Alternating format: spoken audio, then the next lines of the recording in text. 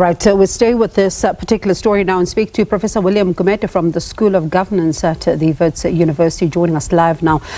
Prof, good evening to you, and thank you so much for your time. So, while we'll listen to the evidence that is, of course, being given in the Madlanga Commission, one thing is for certain, right? It puts the spotlight on police, but there's also some serious governance issues that continue to emerge here, especially, for example, the National Police Commissioner claiming that the instruction for him to disband the political killings task team was in fact an overreach by the minister. You agree?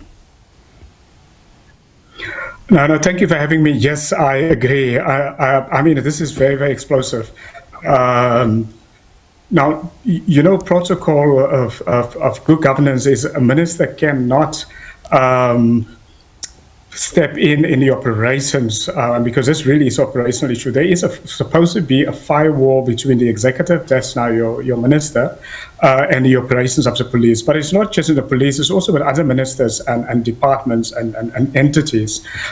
Clearly, yeah, this is a total overstep by the police minister to intervene in operational, I mean, purely operational. So that in itself, it was overreach from the minister.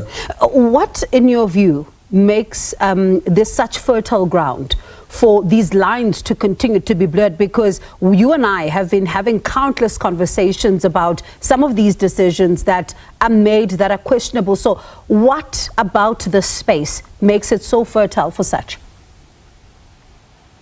You know, the first thing is, you know, the politicization of the police. Where, you know, the last couple of years we've seen the police have been politicized. And it starts off by the fact that the ANC as a dominant party has governed almost in a way of a party state, where the ANC structures has become the same as government structures. And it means so ministers get appointed to the executive, then the ministers behave as if entities, including the police, are part of the ANC structures. That is called a politicization of the state and itself, and also of the police. Now, normally what happens, the minister is supposed to play an oversight role, a policy role, not an operational role. So, you know, this is the consequences. Now, there's the other consequence is, in such a scenario, accountability falls between the cracks, because now who is responsible? If the minister closed down or intervened, closed down, you know, the task team, and now who takes the rap when there is service delivery failure? Because the minister cannot say it's the police's fault or it's the police commissioner's fault if the minister closes it down. And the public, we can't hold up. Who are we holding accountable in such a scenario? And I suppose, you know, from what you're saying, two questions arise. The first one then being, I suppose for you, it's not a surprise then that he kind of hinted that should you disobey what he calls an unlawful instruction, it could be career limiting. You know, and that really is at the heart of our, you know, service delivery failures. You know, ministers, and even at a local, provincial level, MECs, and also at a councillor level, intervenes in the operations.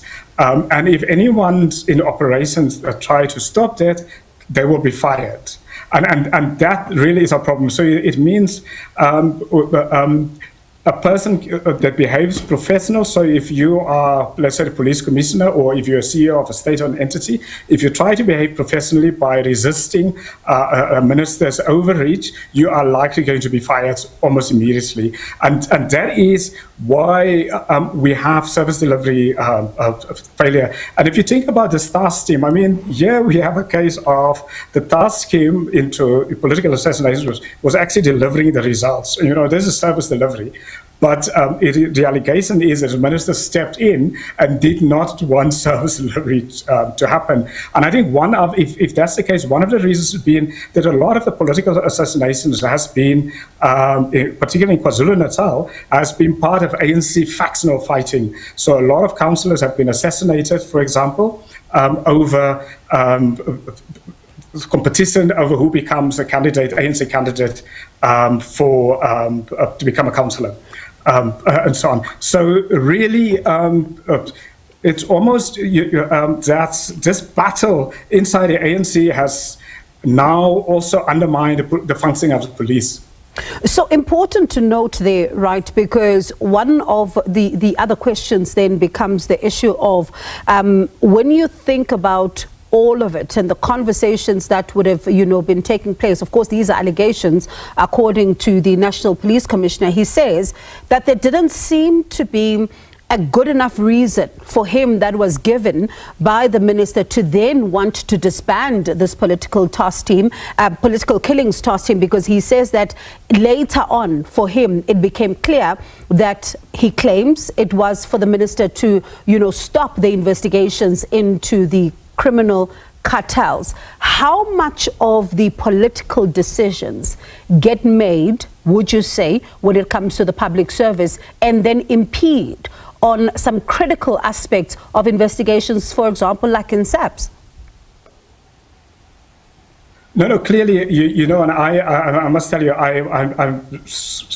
I would like to believe, of the police commissioner and General Mkhwanazi, because I don't think they will appear before a commission like this and challenge, the politicians without having the facts and the truth, because it's career limiting for them. But I mean, here clearly, it appears that there was political intervention from the ANC to stop successful investigations, because successful investigations of political assassinations were getting clearly to ANC people, ANC leadership figures who were involved in the sort of ANC leadership battles.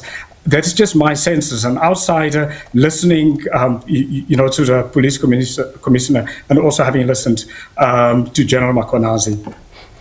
Prof, appreciate your time. Thank you so much for talking to us. Of course, this is an ongoing conversation because we wait to see who's the next witness and what are they going to say. And eventually, when we do get to hear from some of those who are being mentioned here as to what exactly would have been the reasoning or their take on how things unfolded. But I appreciate your time this evening. That's Professor William Gumede from the School of Governance at the Wits University.